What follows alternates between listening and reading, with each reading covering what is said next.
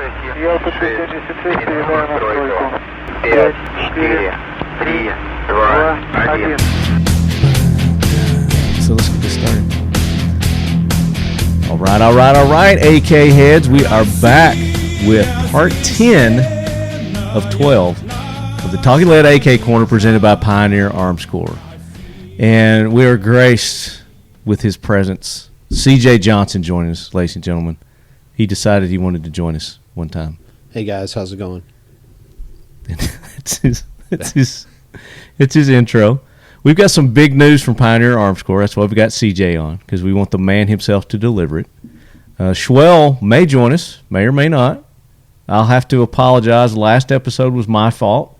I gave him short notice. It was kind of a pop-up interview that we did. But he will be on again. Trust me. So taking Schwell's place, we brought in the heavy hitter himself. We've got Q. That's it. Carter. The man, the myth, the legend, all that stuff. You love him. You've heard about him. He's been on the show before. Are you still doing your bodyguard thing? I am. Okay. Yeah, EP work will probably pay the bills forever. Are you still doing it with that one individual?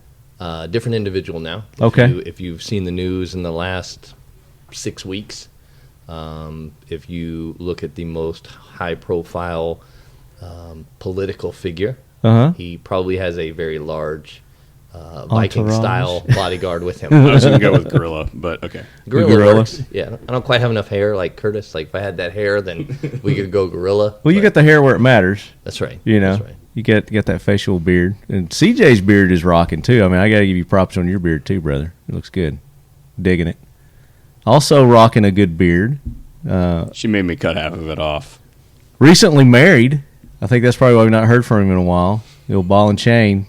We've got our good buddy Curtis from the VSO Gun Channel. What's up, everybody? Happy to be here. Welcome in, Curtis. Thanks for joining us. Curtis knows a lot about AKs. Q knows a lot about AKs. CJ, that's why we got these other two on here. But CJ knows about Pioneer Arms Corp.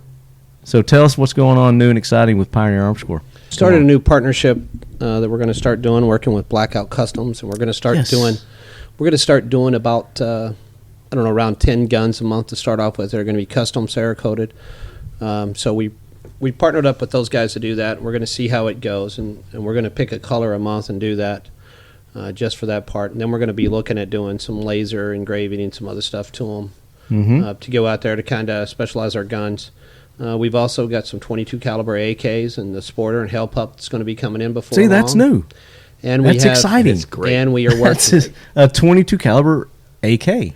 We're working on a 5.45. We've also designed a Picatinny rail system for the back of the Hell Pup. Everybody's been asking about a brace. So within the next couple of weeks, you'll be able to go to Classic Firearms and buy our adapter, which will bolt onto the back of our Hell Pup, and then you can slide a SB brace right on the back of it. Very nice. And we've posted some pictures. Some of you lead heads have put some braces on yours. Now it's going to be a lot easier. And for you guys that like to add your Picatinny rail on top and you're worrying about zero and everything else, we've taken our sight trunnion and we've taken the sight off of it, and we've added a Picatinny rail that extends back over the dust cover that's fixed and solid onto the gun. But for you guys that can't afford the red dot right off the bat, like Curtis, who's recently married, we've dovetailed it so you can use that Picatinny for a sight. He's been budgeted. So we've got those that are coming out, and we don't anticipate any change to the price of the gun. Curtis, how's life on a budget nowadays? What budget, bro? I'm waiting to see the Curtis man cave garage sale that's going to happen. You know, like, hey, right? I haven't used this in a while, and maybe if you're a good friend, we can cut loose of it. You know? Yeah, she's going through making a list. This has got to go. This has got to go. Your antler's got to go. What you guys don't realize is that she walked into the vault room that I put in last year, and she looked at her wall, and she's like, "Why don't I have more guns on my wall?" So y'all can say that sort of stuff. That's a good one. But you made a good one. Y'all are just jealous that you didn't get one of those. Mud Girl knows we love her. Yeah, we're just y'all didn't shop chops. for that criteria when you were shopping. And what you don't understand is you're in the honeymoon phase. We were all there. That's how we bust his bubble. That's how we all picked them. I've It's been married coming, my for friend. 21 years. You can come back and see me again shortly. You know. So, All right. Well, this know how edition that of the goes. AK Corner is marriage counseling. we'll put that on the line. We'll see. All right. But all that So being the said- tie-in with Blackout Customs, Correct. is why we have Q here, because Right. Q has recently joined forces with our good buddy Tucker. Yep. Tucker's been on the show several times. So you guys are more than just Cerakote, because it used to be Blackout Cerakote. Right, the name was Blackout Custom Cerakote, and Yeah. the majority of work done was super high-end paint jobs, Cerakoting on custom weapons, stuff like that. What we've done is we're branching out. I want to build a larger customer base. I want to do more than just Cerakoting. So we're going to do, as we have done in the past, more of frame mods, slide mods, some custom work. Guy comes in, has a standard Glock. Now we'll put night sights or a better trigger in there, you know, and paint it, mod it the way that it wants to be so that guy's happy. Right. We want to increase our customer base more to that average guy, not the guy that has, you know, a $5,000 budget. That's awesome if you do. Come see me You for can do real. some, you do some real Right. good work then. Huh? But also the guy who has a standard Glock or an M&P or a CZ or something that just wants to customize it that little bit just to make it his, you Right. know? And you've showcased some of your work out here today or this week. Amazing engraving work, phenomenal stuff. And some of those guns, you wouldn't think until you got right up on it that it was laser engraved, like the Joker one. And you Right. guys can go to their Instagram pages as we're talking, pull up the work that you're seeing there, and it's just, I mean, it's amazing the work that you're doing. That steampunk one. The steampunk's amazing. I mean, if you actually get up close and look at it, it is hours and hours of CAD drawings to create a file that fits perfectly on the weapon. It's somebody that's a hell of a lot smarter than me. Yeah, You and know? it's hours. Once you look at it, I mean, you can spend hours just looking at it and see all the new and different patterns Right. and stuff that's on it. It's really cool. Same thing with the Sicario themed 2011. So the laser only works if it's on a flat surface. So as you look at the slide, we're having to readjust the laser and everything else every time we rotate that gun. Oh, So it wow. fits flat, and then there's a 45-degree angle at the top. We have to reset and readjust for everything, and then ensure that the files align perfectly so that you don't have it off, because And you can't may- mess up, I wouldn't think, on that laser engraving. No, it's there. You mess up once. Right. So, you know, we're having to spend You got quite to a bit be of precise time. every time. Every single time. It's a perfection. Yeah. And a lot of people don't understand what goes into that, and they're wondering why some of those are so expensive, and that's I Right. mean, that's why. And that's what it is. And then Very if you labor look intensive. at the paint job itself on the steampunk, it wasn't as much of a deal as some of the other weapons. If you look at like the Joker one, they're 9 different colors. Mm-hmm. So we won't put out any trade secrets on how we do it or what we're doing, because that's why we are who we are. Yeah. But it's very labor intensive, and it's not something that's simple. And if you're familiar with Cerakote at all, you know, we were talking multiple guys, multiple days to do that paint job. Yeah. It's amazing. But you guys can do anything as simple as just doing one coat. Absolutely. Somebody just wants to do a single color, all the way up to these elaborate ones. That, I mean, you guys are even getting into like leather wraps on some of the Right. the stocks and the magazines. You know, I've seen that too. Yeah, so you're we're getting just- very creative with the materials that you're using. I'm fortunate that Tucker is an artist above everything else. You know, I'm a mouth. I'm good at what I do. I shoot the guns very well, but Tucker's very good at making things pretty and doing whatever. Shut up, CJ. Don't even. You shoot the guns okay. I thought it was going to go a completely different I direction. thought so too. CJ, you got to be at least this tall to talk shit about shooting. You know, so I'm not worried about that. He's held it up to his nipples. Yeah, that's about it. His hand up to his nipples. But yeah, we do mild to wild. You know, if you want to come in and get something that's just absolutely insane, that's gonna basically break the internet, then we can do that. If it's the practical application of something real, whether it's a single color or very light slide cuts just to improve the texture and the function of your normal weapon to help in tactical situations, whether we're in Florida and you've got sunscreen all over your hands, or we're up north and it's freezing cold. By adding some serrations and things like that, we're simply just modding the weapon to make it a little more practical. Right. But we can do it all. Very good. So you guys make sure you go to, what's your Blackout Instagram? Custom Cerakote at Instagram. Okay. And is that going to change? You're going to change? I don't know yet. The webpage is blackout-customs. Okay. Blackout. Yes. Blackout-customs.com. Okay. If and when things get better and I'm not afraid of losing brand recognition by dropping the Cerakote on the Instagram name, then we probably will. Okay. Because they won't let you just change your name and keep your existing followers, will they?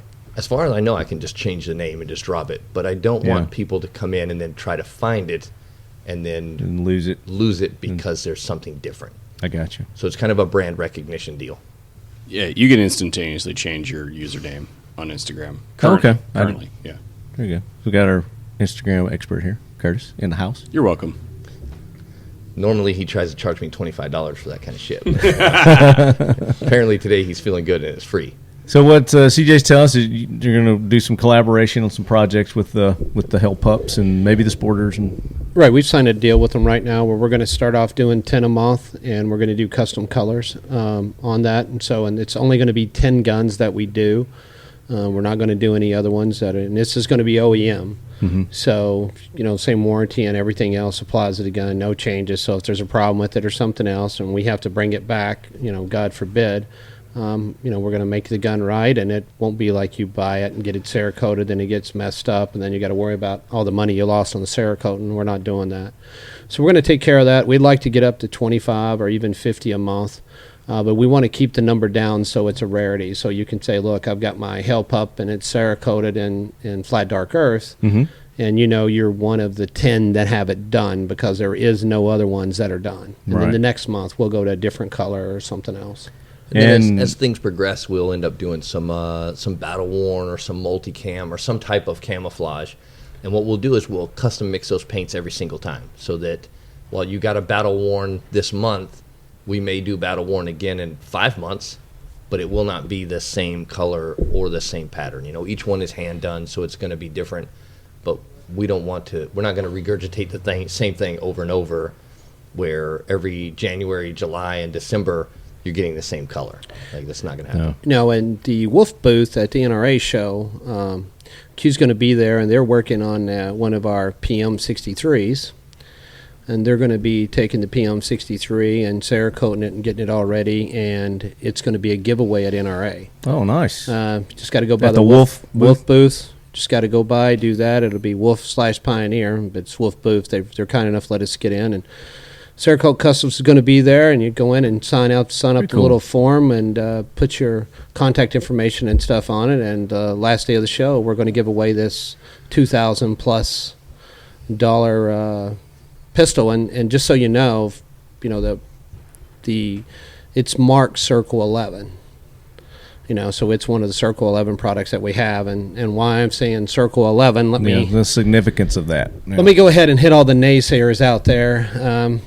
We repeat this quite often on everything, and we seem to have the same issue with it. Radom, Poland is a fairly large city.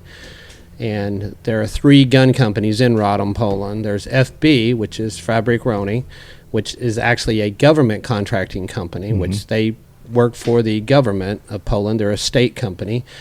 And they were formerly Circle 11. Circle 11 went bankrupt. When Circle 11 went bankrupt, Pioneer Arms bought Circle 11's license to make the Kalashnikov, so we are licensed to do it. That's why we were able to sell the guns outside of the country. We bought the license, we bought all the machinery, and we brought all the employees over. So the same people that made the Circle 11 guns are making them now. The same equipment that made the Circle 11 guns are making them now. They just get more money, and they've got a paycheck. The only thing we don't have is a Circle 11 designation. We have the Factory 11 designation, but the guy that bought the Circle 11 designation out of bankrupt bought it as an investment for $150,000. And we're not paying $150,000, so our guns could be named Circle 11. Mm-hmm. So our guns are made in Radom. the Circle 11 factory does not exist.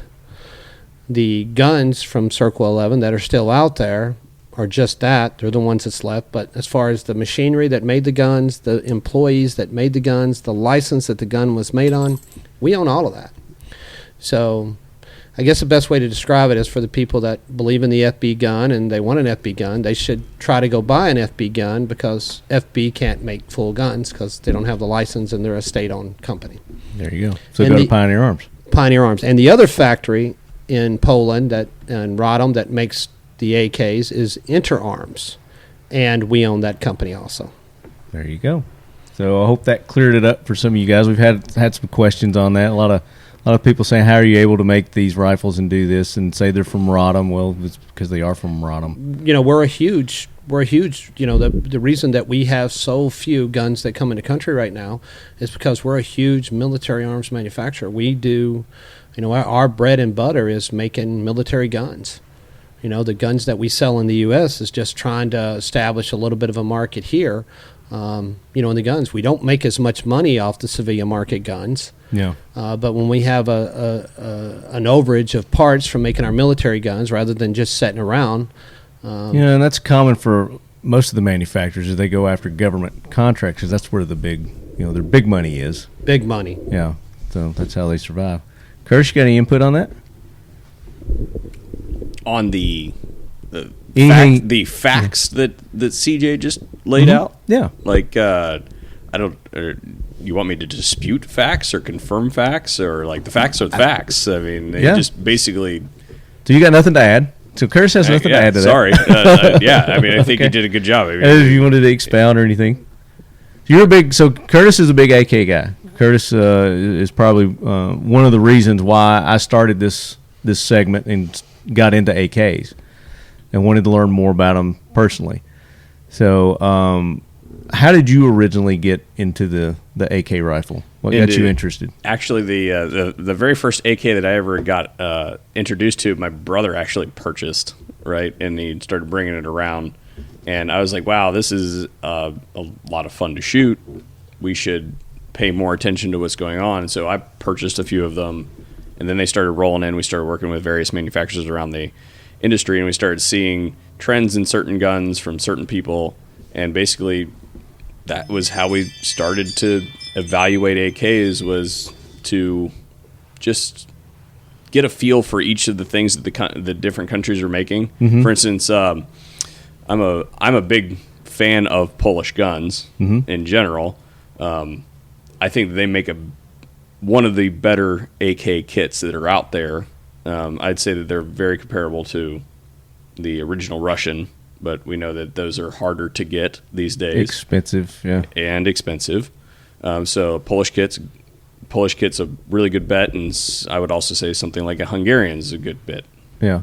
But now you start to deviate when you go into some of the other satellite countries. So really good example would be what a lot of people don't realize, I guess, is that each of the individual countries in the Soviet Union, each of the satellite states had their own little bit of autonomy that they could put into their own weapons programs. So each of those countries have different spins on the same specs, if you will. Mm-hmm. So it's not autonomy. They don't have the license to be able to do it, so they have to change it. I meant I meant 40 years ago. Oh, okay, but I mean the process of the guns and stuff that they do now, the way that the world is one corporation. There's so many laws and stuff that come up as far as being able to make the gun. So everyone is doing their little spin on it and everything. It's the original license to be able to make the guns. A lot of people like to come out and say mil spec, and this gun's mil spec, and it's that. And mil spec is actually where a piece of paper follows a gun around, so you know exactly where it's at. And that's why, a part that you could buy out on the street for $40 costs $400 in the military, is because it's able to track if there's an issue with that product. So our gun, as far as layman terms or the civilian terms, is made off military specifications as far as the license goes. So whereas the Kalashnikov mag is X number of centimeters wide, ours is the exact same thing, as long as it's our barrel, the rifling, the same thing for our trunnions, the same size. So that's why when you get one of our guns are interchangeable with the Kalashnikov versus one of the Hungarian guns or one of the Yugoslav guns and stuff. 'Cause we've all had them, and the parts don't fit for that. Like an AR is a universal fit. I mean, it's one AR part. Everybody's got the AR. same specs for that. Yeah. And the one thing that is different on AKs, that is the boat head. A lot of boat heads and stuff like that, but due to the fact that Now explain that to our newbies what that is. Yeah, with the boat head on the rifle, they're forged, and then after they're forged, they have to be machined, or even if they're cast, they have to be machined after that so that they fit the trunnion, basically where they go in and lock the barrel. Curtis did a really good segment talking about how the difference between an AR locking and the difference of an AK locking on the different degrees of actually what locks and holds the boat into place.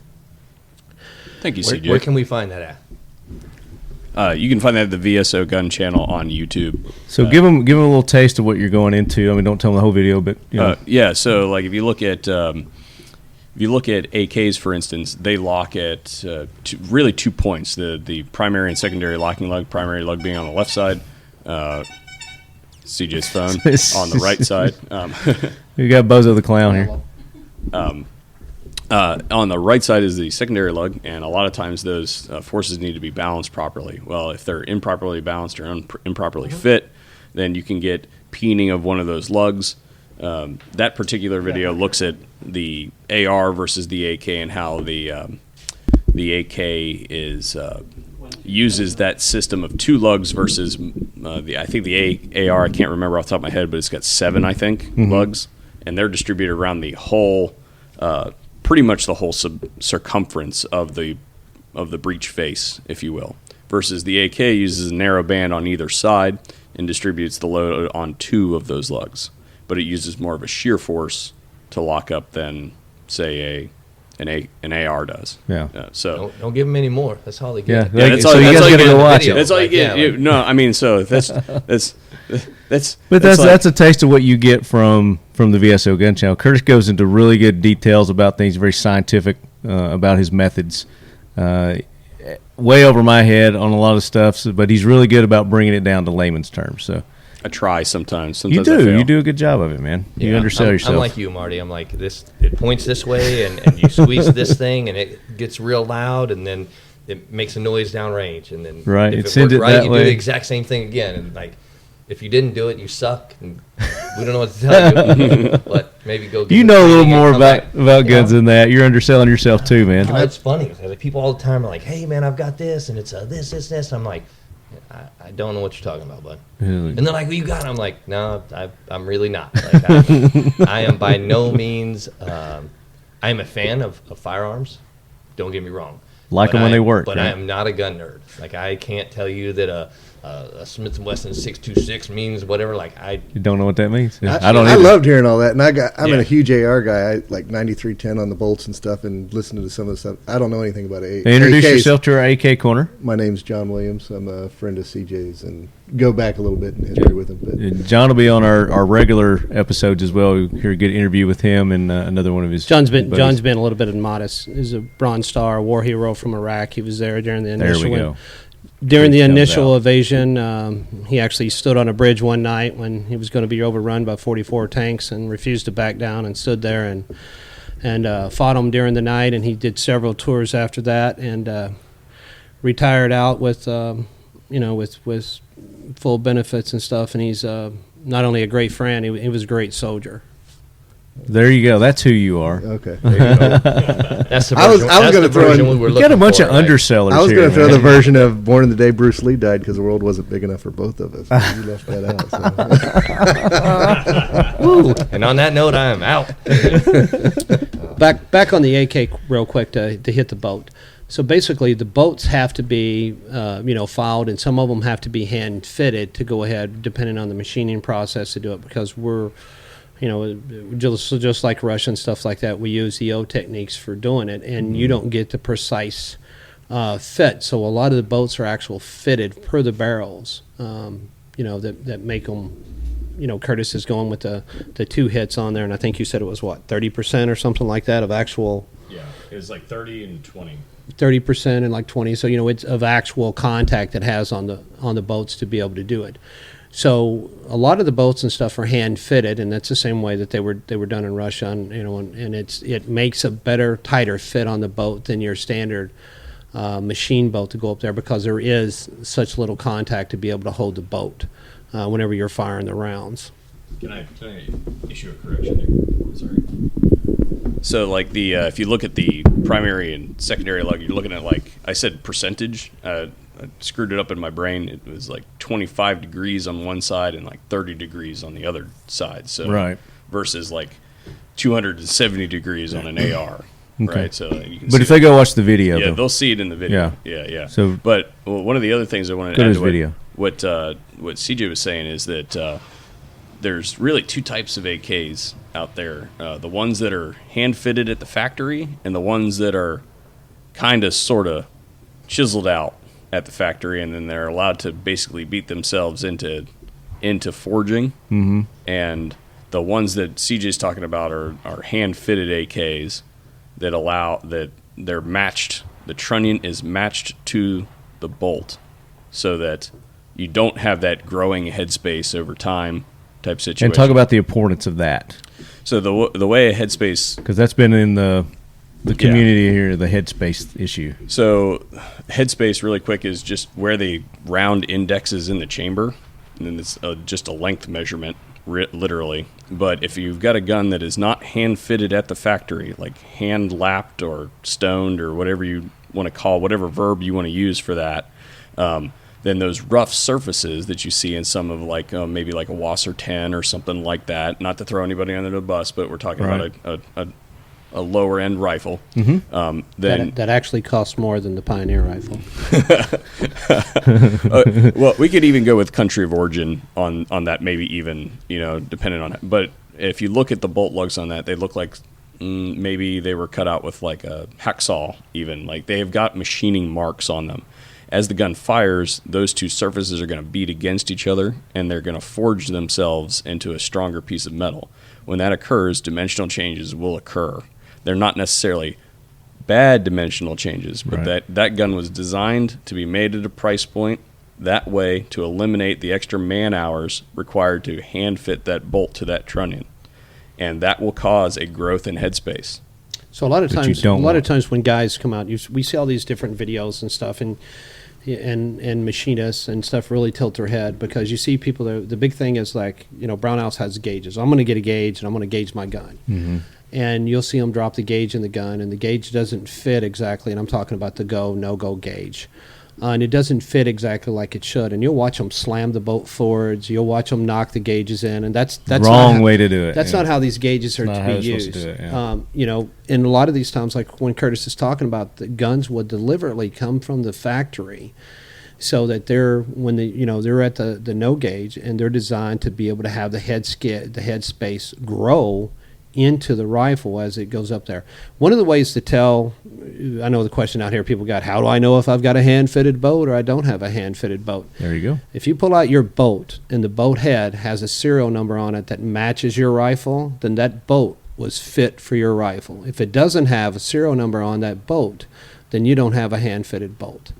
And that easy enough. That process takes a lot more time than to be able to, than the normal way of being able to just grab whatever's in the box and stick it in there, because it shows that individual took the time to make sure that bolt properly fit, and then stamped the serial number on it before it was placed inside of that gun. A little bit of something that that you don't know unless you're in that part of the world. You think it's a nicety. It's a good tip. But when you see that identification on there, then it's like, oh, that's an original part. It's like you bought a 72 Chevy Nova, and it's really awesome, and it's got a 427, and it's a great collector car, and then you realize that, the numbers don't match on anything. Different transmission, different frame, and, it's not the high-dollar car you thought you had. Boom, boom, boom. So, in your vast experience with the AKs, testing the AKs, Curtis, what is like the prime thing that you're looking at to tell whether it's a quality AK or not? Well, the first thing I would look at is the first thing that I would thought somebody was crying. Yeah, me too. The first thing I would look at is if you're talking, are you talking factory new? Or are you Yeah, talking let's talk factory new factory first. new? Yeah. Okay, the first thing that anybody who's buying an AK should do is do exactly what CJ said, which is open it up, look inside of it, first of all. Look at those surfaces, look and see if the serial numbers match, all that sort of stuff. Those are really good indicators that it's going to be a quality rifle. Next thing you want to do is look at the lugs on the bolt and the trunnion. Mm-hmm. Do they look haggard? If they don't look haggard, it's Loose, haggard. Yeah. If you want to go above and beyond that, you want to have a set of those gauges that we're talking about. And different gauges fit different ways. There's two different specs. There's the European spec, the CIP spec, and then you got the SAMI spec. They fit differently. You have to go research that on the internet. And I would say the most important thing that you should do as an prospective AK owner is do your homework on what you're buying before you go. Don't just show up to the shop and be like, that one looks pretty, or that one looks ugly, I want that one, right? Yeah. Like, you can't really do that in this day and age. So you should do your homework before you show up. But forged components, definitely important in the rifle. And when you're saying the forged, which components are they looking to be forged? What I would say the minimum for forged components is the bolt and the trunnion. It'd be great if the carrier was forged too. The bolt and the front trunnion. Front trunnion, yeah. I don't really care about the rear trunnion. They could be cast if necessary. Yeah. If it depends on what the price point is looking like. And their casting process would. The original AK had 20 cast parts. Now you could get up to where it's 22 cast parts. We went through the research and everything else in Pioneer Arms, and we have a cast trunnion on our AK. And that being said, on our Help Up and Sporter both, our trunnion has a lifetime guarantee. It was one of the questions that everybody come up about, and it's something that we get a lot of hits on and stuff for having a cast trunnion. We think it's better because we control the mix of materials that we use to be able to do that. But it has been a hit, and it's something that in the near future we will probably change. It's going to change the price of a gun a couple of dollars to be able to do it. But I mean, we are seriously considering of going to a forged trunnion. Really? Okay. Not due to the fact that our cast trunnions have failed, but good God, they've beat this horse to death, and every time you turn around, the only thing we get is, we don't make Circle 11 makes gun in Radom, not Pioneer, and that your cast trunnion sucks. Well, that's what we're here. We're here to dispel those rumors. So we're looking at going back to forged, just for the sole purpose of that's what the customer wants. Are you going to do all your trunions that way, the front and rear? Well, we're going to do the rear trunnion. The rear trunnion holds the gun together. It's not. Yeah. I mean, if you have a Help Up, it's a solid rear trunnion that's drilled for a Picatinny rail to go on the back of it for like the SB brace. And if you don't have that, then you have a trunnion that's hollowed out for the buttstock to go in it. So. I mean, the original gun, like I said, is 20 cast parts to be able to. That's how it was designed to do it. As what Curse was saying, yeah, the boat is important, and the boat should be forged or cast if it's done with quality stuff. The problem we have with casting is there was so many things coming from overseas countries and not Europe that we weren't able to control the material that was coming in. So you had cast parts that were breaking, and you still see that in a lot of guns that are coming from overseas, not necessarily the European part of overseas, but you still see a lot of guns now that are breaking because they have poor casts. Yeah. So able to control in that, you've changed that, and we've done that. But like I said, we're going to go back and we're re-looking at it now, and it's something that we may do. We're working with our buyers to see if they want to go ahead and do the cost increase.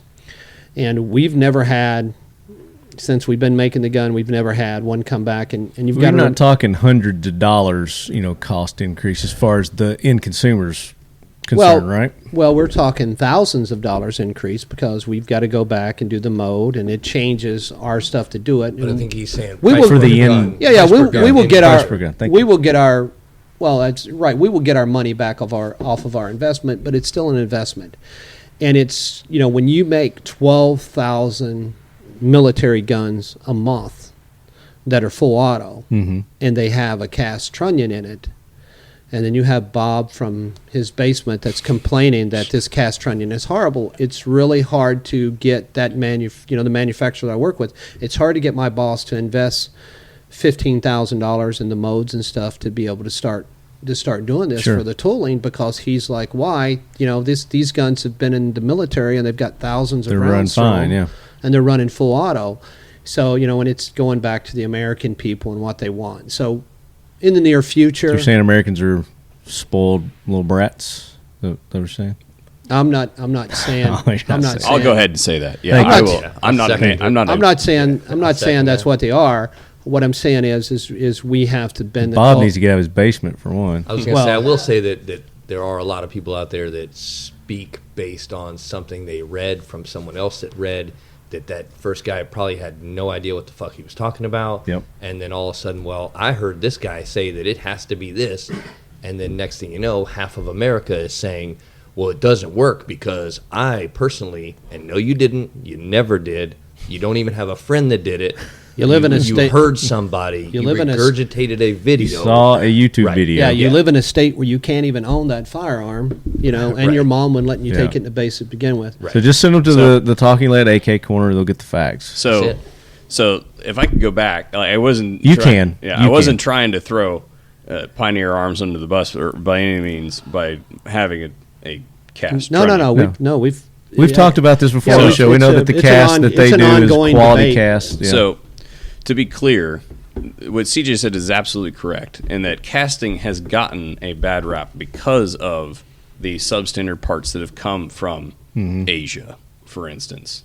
Right? Those are the issues that we're talking about here. Right. Casting, if done properly, can be a viable material, or a cast material can be made into a viable part for an AK-47, provided that it's done properly and that it's heat treated properly.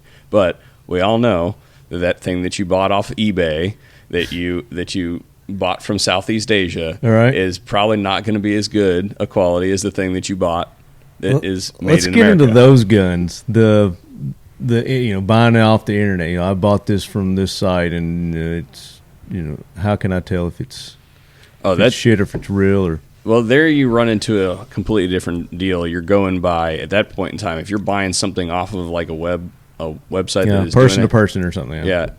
You've got to have really solid either pictures, or you got to be going off of solid reputation of that firearm. You should probably buy it new, right? Yeah. So, but a lot of these people don't. They're out there wheeling and dealing, and I got a PM63 in for repair. As you know, where the PM63s are coming out, there's only 1,500 that are going to be sold.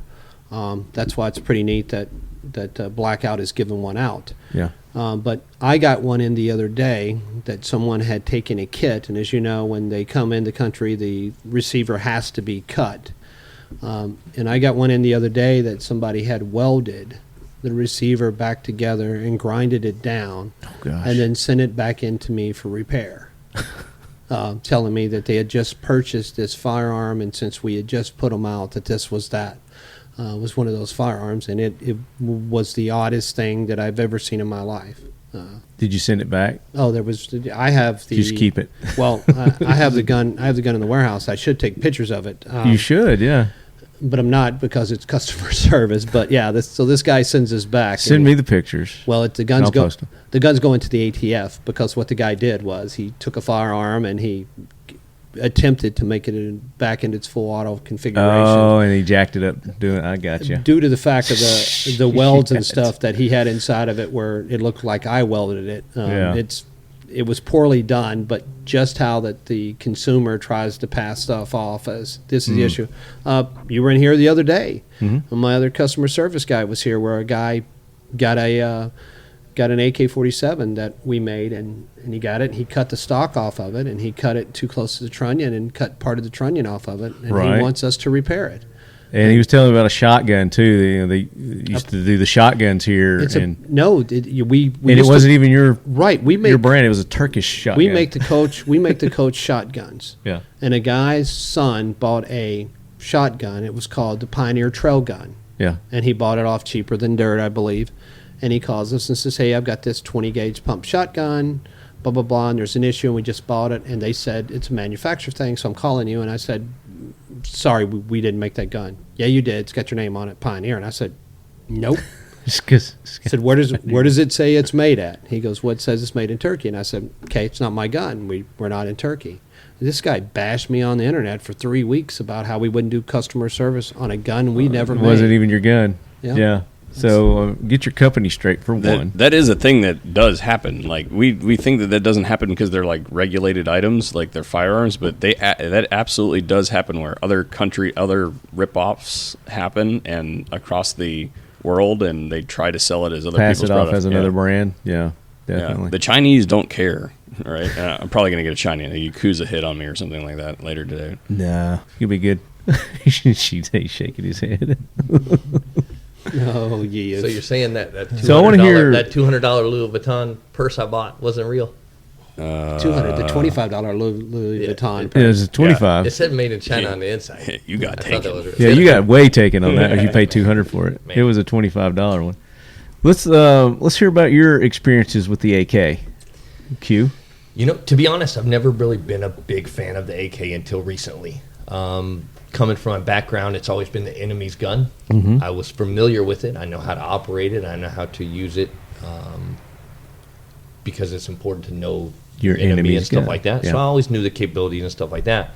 But because I've always fought against it, it's never been anything that I was interested in. Mm-hmm. CJ does have a really nice Mark Krebs one-off 5.45 that I've tried to steal probably 25, 30 times, and he always gets it back. And that kind of started my interest into... Would you be talking about the one that has a charging handle on both sides and a safety on both sides? Yes. Yes. Now he's just rubbing it in. Yeah, now he's just rubbing it in. But Yeah. one day I will steal it, and when it turns up missing, I think you need to send it to him for a Cerakote or engraving. something, anything at all. He's like, But the safe He is losing sight of generally it. not locked, so I can get it. I just have it. But that's when I started kind of getting into it more and more and more. And then through the last 7 years now that I've been up here at every single Big 3 event, I've come across more and more AK companies and more parts, and I've fired them more, and in an attempt to educate myself more along the lines of how Curtis does, knowing more than just the basic capabilities, I've become more and more of a fan of it. And the market is growing, and I'm a fan of it now. I think it's cool. I think there are a lot of companies out there that are doing really neat things, like Pioneer Arms. It's something that I really enjoy. It's something I think is cool. And what have you done to your help up? Have you done any customizations to it or nothing. nothing yet? I treat it like it's stolen. That's all I do. Are you going to throw a brace or anything like that on it? I will. Once they come out, I will absolutely put a brace on it. But for now, we just run magazines through it after magazine through it. We leave it in the dirt. We let it pick up, fall down, whatever. I treat guns His as SOT, tools. his SOT's in the works, so I foresee a SBR coming out pretty soon with it. So. Yeah, very nice. And with our SOT, that you probably shot the SBR back there, and that help up is a great little SBR. Yeah, It's a fire-breathing monster. shoots really good. Now another one of your guys that work for you, Joe. Don't know Joe's last name, but we had Joe on and talking about him. He has his son Joey. So I guess Joe Jr. And he's got one of your help ups. And he braced it out, and it's all worn where he's been running around and shooting it too. Joe Romo. Yes, And that's him. his isn't an SBR. No, it's braced. His Yeah. is braced, yeah. And Yeah. he's went and did the Which is Wharf. what most of our listeners are going to do because they don't want to deal with Absolutely. the SBR bullshit. Why Well, wait and- 9 months for someone to tell you can do something? And to go- You Yeah. can put a brace on it, do it today. And to go back with that, what we've done is, it's different from most manufacturers is we've already pre-drilled the back of our help up. So when you buy one, it's already pre-drilled that'll fit most of the adapters that are out there that you can just screw on with 2 Allen screws. And then we've come out with our own Picatinny rail that fits the back of it that's designed just for the SB brace.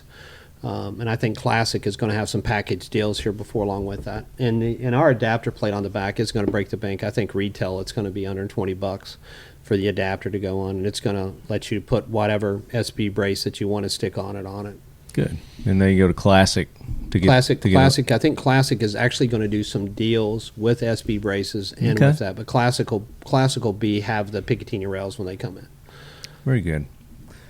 Now, John, you spent some time over in sand with CJ, and you've had experience on the other end of the AK.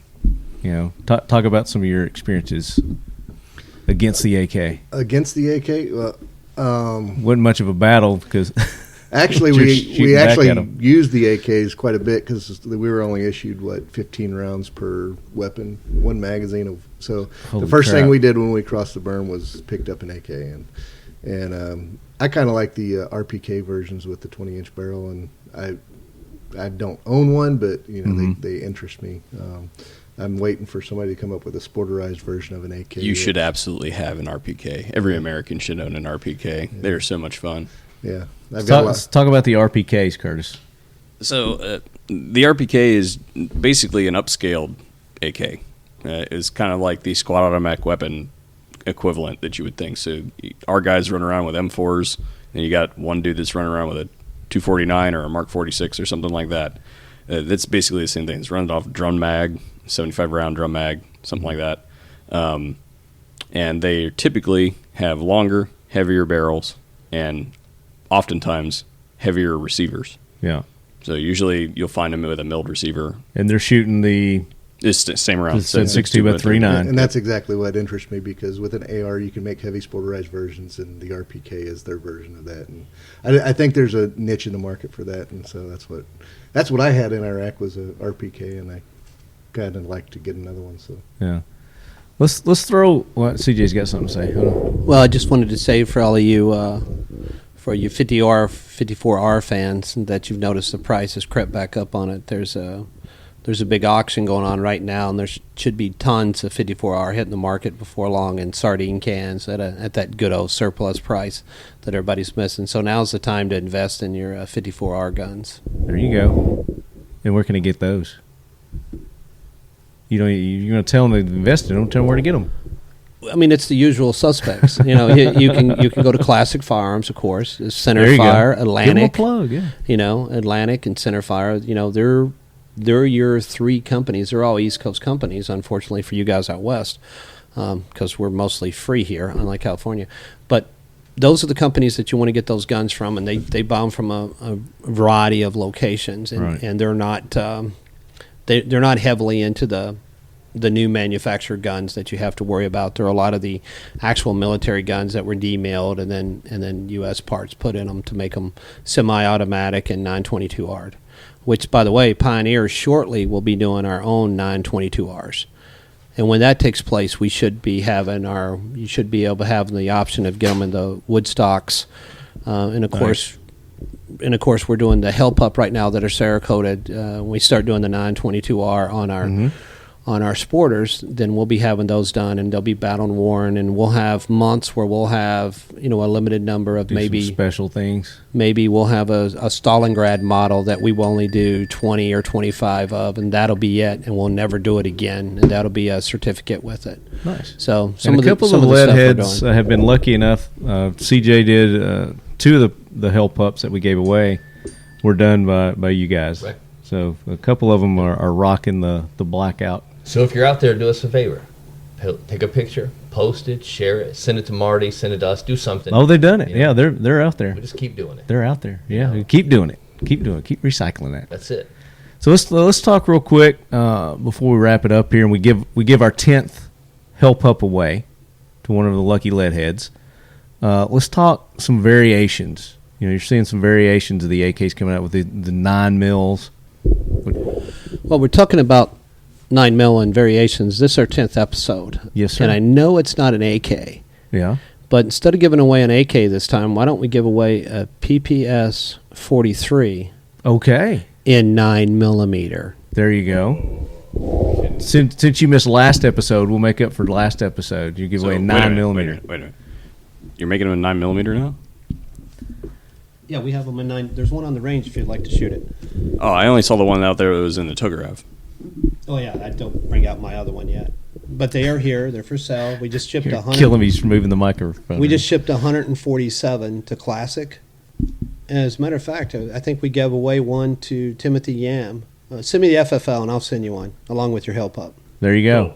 Cool. So Curtis just got both. Don't be jealous, leadheads. So we're going to give away a PPS 43 and 9mm. Is that right? Okay, so that's what we're doing. So that's going to be a great giveaway. So even more incentive for you guys to hang on to the end of the show. And we're talking about the 9mm variant. You're seeing the AKs and 9mm. KUSA's got one out. Palmetto State had one out here. There was somebody else had one, I thought. Is it the 9x39 or is it a straight 9mm? No, straight 9mm. Straight 9. Yeah, the Luger. Yeah. Now there are people that are, I know of right now, that are playing with the 9x39, but just for anybody who's interested in 9x39, it's not as it's more complex than just putting a 9x39 barrel in the thing. There's some very intricate things that have to happen with the gas system, the feed and all that. Yeah, the feed and the gas system, and some various things that are actually quite interesting. I've seen some pre-production photos that they'll be neat when you take the handguards off of your 9x39. A year or two from now when they're out on the market, but it's not as easy as just throwing a 9x39 barrel in the thing. Now, Wolf has 9x39 uppers for an AR, and Mark Krebs has a fully functional 9x39 AK that's already out on the market. The huge factor to overcome was the gas and the rifling system to be able to get the accuracy to go with it. The misconception is the 9x39 was the answer to our 300 Blackout. When nobody could get the 9x39, our special ops community demanded that there be a round to compete with it, and that's where the 300 Blackout came out. So the 300 Blackout was trying to match the 9x39. So it's my opinion, after firing both and seeing both fired and everything else, the 300 Blackout is a better round that we come up with. But the 9x39, once we get the rifles and stuff down, because you got to remember the 9x39 rifle was a integrated gas tube built into the barrel. So it was built in as a fully suppressed rifle versus, what we are doing with ours is, doing them so they're not suppressed and then added a suppressor onto them. So there was a lot of, Curtis is right on that. I was in part of the work with the design process, of course, with Wolf Ammo, consulting with them to try to get that stuff through, and it's a very difficult round to do it. That being said, Wolf has uppers. Mark Krebs is going to be coming out with custom 9x39 guns. They're not going to be inexpensive, but they're, if Mark makes them, they're going to be great guns. Right. Yeah, good point. Are you seeing any other variation caliber wise out there? Well, I think if we stop at 9mm for an instance, there's a lot of different ideas on how to accomplish even just 9mm right now. Like you saw the Palmetto one. I think it's running off of CZ mags. Is that what I'm seeing? They're Palmetto State mags based on the CZ. The CZ they said will run through it, but it's their version of a magazine. Okay, cool. CZ pattern magazine. Correct. Yeah, okay. Yeah, we have to say that because we want to make sure that it doesn't sound like they're stealing CZ stuff, right? That's exactly. Yeah. But then you've got everything from the Colt magazine, which is my favorite magazine because it's designed for an actual machine gun. Double stack mag, true double stack mag beats a single stack mag every day. But I think that CZ style magazine, that CZ pattern magazine, could probably compete a little bit better than the Colt magazine because they get really hard to load at the end. But then you also have Glock. Lots of guns that are built around the Glock mag. Yeah. So see, I'm a big fan of the standard Glock mag because the majority of us carry Glocks. So if I have a 17 mag, if I need to switch from my handgun to my rifle, then I can do so. It's all compatible, yeah. So if I've got 6 33-round sticks for my AK style or any style, PCC stuff, I can use that same magazine in my handgun if I have to. It goes back to the tactical part of me. I don't like having 7 different standardization, calibers. Right, 7 different calibers, 7 different magazines. Like that kind of stuff freaks me out.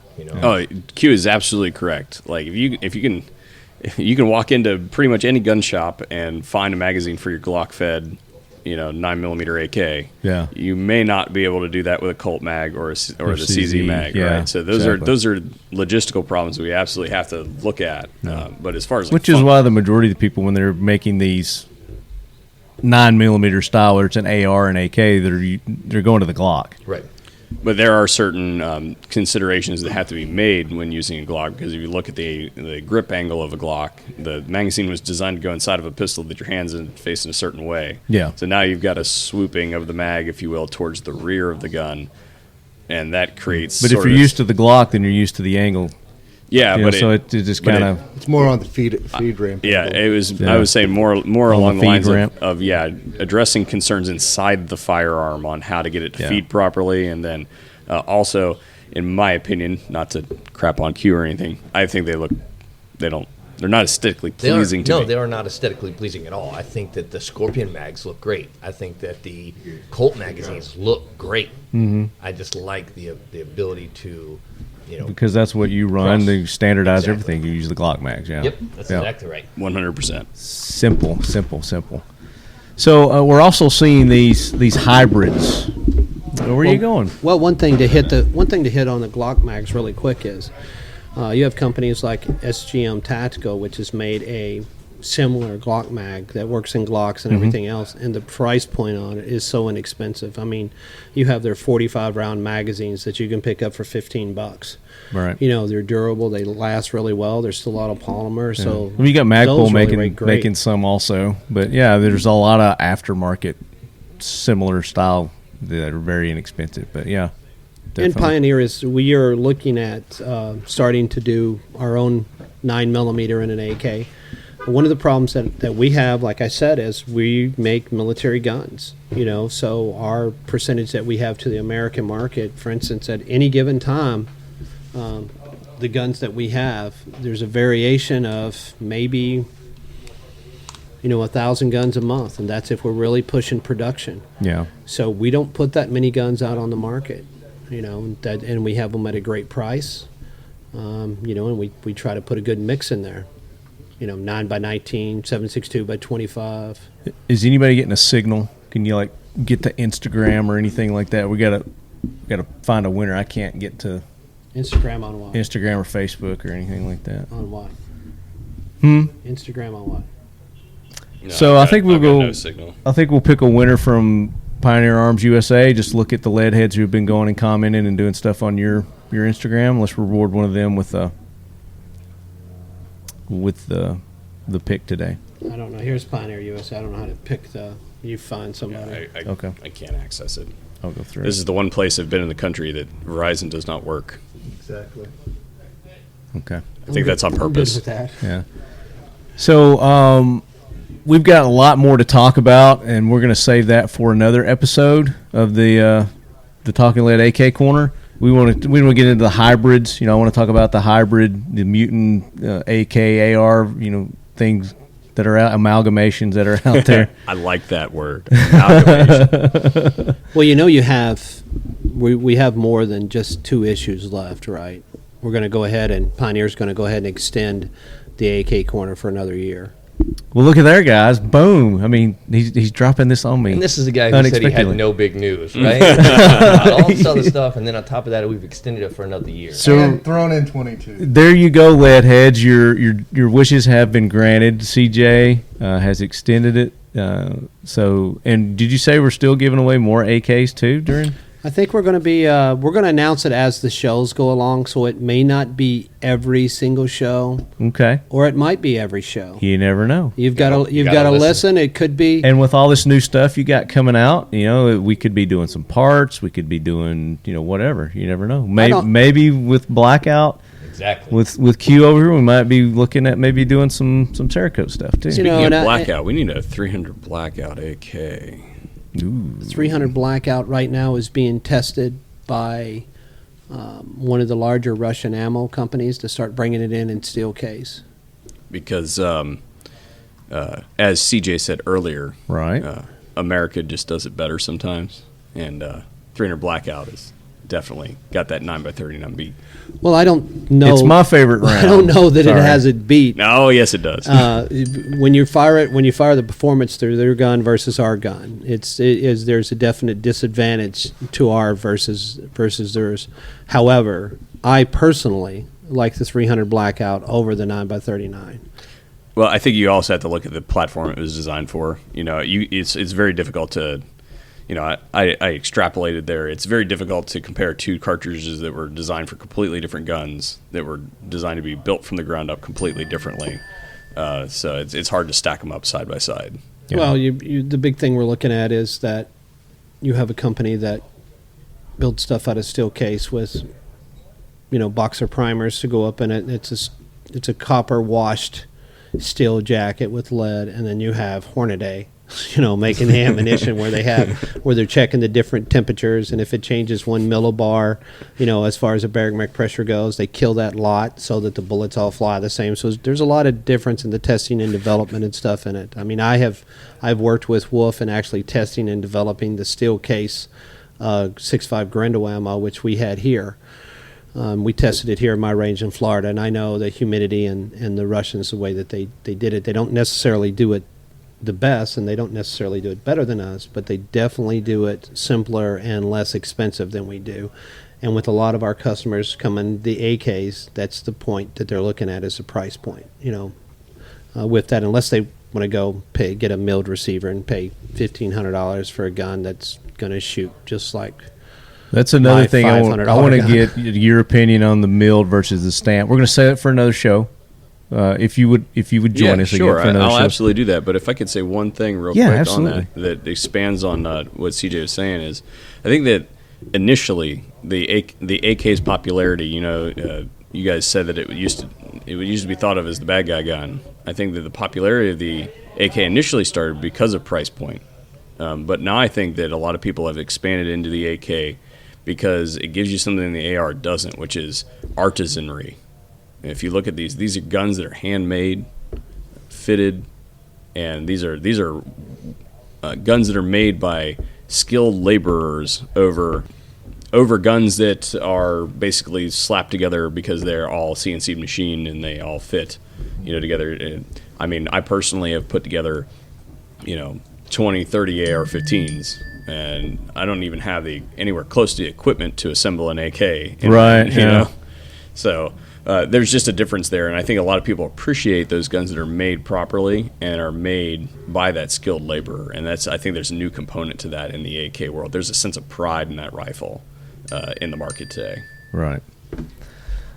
Very good. So we've got a lot more to talk about on AKs, guys. So our regularly scheduled 12-part series, we're in part 10 now. We got 2 more to go, and then we're going to kick it off again with 12 more. So this is great. CJ, thank you for doing that. I know the lead heads greatly appreciate it. Make sure you go to Pioneer Arms. Go to Big 3 East Media. Also, that's CJ's personal Instagram. If we can get these certain guns manufactured and up on time, the ones that we have 1500 PM 63s, if we can get those up and I can finagle one, we may be giving away a PM 63. Whoa. To kick off the new year. Okay, there you go. So I've got it recorded. Well, I'll remind him. We don't have Schwell here. We got Q. Q will remind him also. So it's time. It's time to give away the PPS. Let's go. I think we should go to Pioneer Arms USA Instagram, because I want to see how much you guys are following them, not just me, because the whole thing is, we got to show love to our sponsors. We have an Instagram page? You do. It's Pioneer Arms USA. Okay, Swell's doing that. I'm not a big social media guy. Swell's doing good, and they've got their own model, their own AK model. It just happens to be Q himself. That's right. So I'm looking at a post right now that they did, I don't know, it's like 4 or 5 posts ago. And it's Q sitting there rocking one of the Sporters, Pioneer Arms Sporters. And I'm just going to go through here and see who's commented. There's a lot of likes, so let's read the likes, but we're going to read the comments too. And I'm going to throw out like 3 names. And then you're going to pick the winner, CJ. Or do you want Q to pick the winner? You pick it? Okay. We'll let John pick it. You want John to pick it? Okay, that's good. He's a good neutral party. That'll be good. So I'm going through here. The AK Road Scholar, the League of Pirates, Sin Floverland, Gun Channels, John Hollister, Talking Lead. Hey, there we go. I'm not eligible though. Flippo built. Patrick Lynch, Relic, Darth Beard, Pew Pew M. Pew Pew M used to be Disruptive Tactic Inks. He changed his name. He got a free fighting rifle course by doing that. So congratulations to him. Schwell doesn't count. Franklin Army doesn't count. American Kid. Let's see. I don't know even how to say that. Case Christensen. So there's a bunch of you guys on here. So thank you for doing it. Big Papa 94. So let's go with Big Papa 94. Let's go with Tandem Dooley won it last episode, so he's not eligible. He won that one. Let's go with him and Patrick Lynch 70281 and one more. I think you're just saying him because you could pronounce I his can name. say it. That has a huge benefit. And let's do, who did I say? I said Papa 94, Patrick Lynch, and James the Third. Which is John Adams the Third. So you got those three. Let's go with James the Third. Okay. There you go. You are the winner. That's who I would not have went with. So There you go. I instinctively knew that. So You are the winner of the. Tell them all about the prize of the glorious prizes they have won. What you're Don getting Pardo? is you're getting a PPS 43 that we've converted into 9mm version. Runs really well. You'll get 2 magazines with that and a cleaning rod, a nice Pioneer Arms sticker to go with it for the back window of your vehicle, and an owner's manual, which will probably say that it is a 7.62 by 25. Okay. So, so when you get that, don't be surprised. It'll be stamped 9x19 right on the side of it. Don't get confused.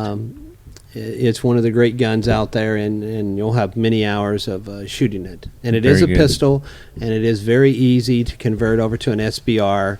And if you decide to do that, make sure you do all the paperwork so that you're legal. Very good. Congratulations. Shoot me an email, talkinglead@gmail.com.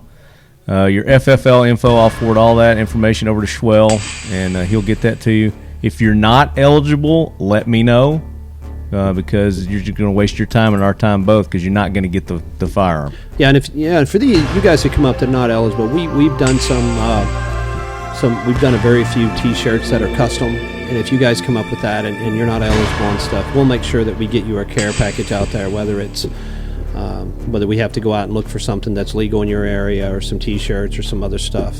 Yeah. We'll do that. Very good. And pick one more winner, because Occam Defense is giving away some stuff too. Let's go with League of Pirates. Let's go with Pirates. Okay, League of Pirates, if you're listening to this, shoot me an email, talkinglead@gmail.com, and you'll get a nice little swag bag from Occam Defense. So thanks to Brian Keeney for putting that together for us. All right, guys, until next episode, thanks Appreciate so much. it very much. Hugh, give out all your info again, real quick. Blackout Custom Cerakote. Come see us. There you go. Curtis? You can find me at the VSO Gun Channel. So we're on Full 30 and on YouTube. Also run a Facebook page, Instagram, all that sort of stuff. It's all the same. You can also find him now on the big stage. On the big stage, performing What, center did stage. I do it like that? I took my headphones off, so I can't tell what I'm doing. With his pink ear pro. And then, of course, Pioneer Arms, you go to, it's pac-usa.com is the website. And if you want to buy them, it's the Classic. Right, Classic has them now. There's a couple other distributors have them, so you'll be able to get them at your local gun shop. And you'll be able to find me at the Wolf booth at NRA. There you go. And guaranteed 2 more that we're giving away for the first 12 series. So you still got a chance to win one. It's going to be something. Don't know what yet, but we'll figure out something. Something's coming 9 up. mils, 7.62 by 25, Sporter, Hell Pup. Might even have the 22s in, but you never know. Oh, that'd be sweet. Very good. Until next time, guys.